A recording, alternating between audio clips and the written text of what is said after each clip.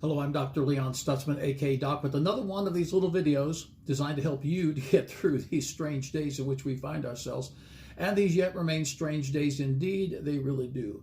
Pursue, prevail, and prosper. That's what God wants you to do. Pursue, prevail, and prosper. And I want to see you pursue, prevail, and prosper too. I want to see you come into every good thing that God has for your life, and God has something more for you. The story of David, he's off fighting a battle with the Philistines. When the Amalekites come into Ziklag, they take David's wives, the wives of his men, their children, their flocks, their herds, and they burn the city to the ground. And when David returns from fighting the Philistines' battle, discovers that everything is gone, his men are thinking about killing him. He has a problem. The problem is he's fighting someone else's battle. The problem is he's lost his pleasantness and his joy. That was the meaning of the names of both of his wives. And now we're looking at the pressure that he's under. 1 Samuel, the 30th chapter, and the 6th verse. And David was greatly distressed, for the people spoke of stoning him. His own men that he'd led for several years wanted to kill him because they held him responsible for the problem in which they found themselves. Listen, pressure builds on pressure. He's lost his joy and his pleasantness. He's lost his wives. He's lost his wealth. And now the people want to stone him. Pressure builds on pressure. Listen to what the Apostle Paul says in the book of 2 Corinthians, the 1st chapter, the 8th verse. For we were pressed above measure. I have been on more than one occasion pressed above measure. In fact, if you listen to the message in its entirety at Aspire Church TV on Facebook, I'll tell a story or two about sometimes I was under a lot of pressure and what I did when I was under pressure. Pressure builds on pressure. If you're under pressure, there's only one thing you can do, and that is press your way through. Say it out loud. I've got to press my way through. Hebrews, the 10th chapter, the 38th verse.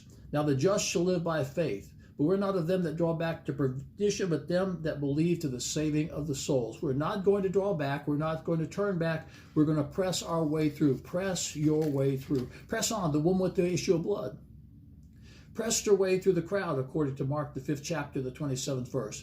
Blind Bartimaeus cried out the more the louder when the people around him told him to hold his peace. He wanted to receive a miracle, so he pressed his way through. Press your way through. But press your way through, not idly, not through happenstance or circumstance. Press your way through with preparation. 1 Samuel 30, verse 6. But David encouraged himself in the Lord. Before he pursued, as he's pressing his way through the press, he encouraged himself in the Lord. Sometimes you have to encourage yourself in the Lord. Sometimes there's no one around that's going to encourage you, but you have to just encourage yourself in the Lord. The Bible said, 1 Peter 1:13, wherefore gird up the loins of your mind. Encourage yourself. Years ago, I was going through one of those pressure points, and I came up with a little saying. People say, how are you doing? And I would say, I am encouraged.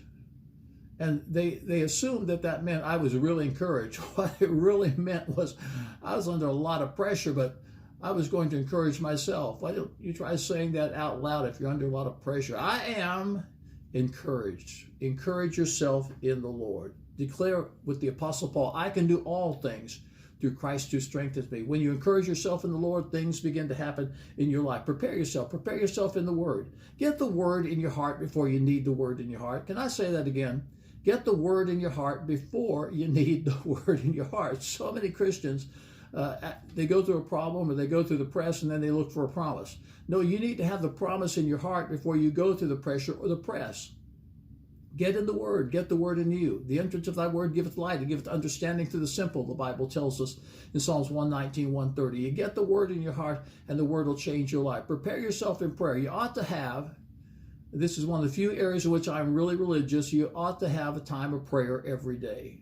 It doesn't have to be an hour of prayer, but it ought to be a time of prayer, and ideally, it ought to be a set time of prayer. Why? Because prayer prepares you for whatever is pressing against you in life.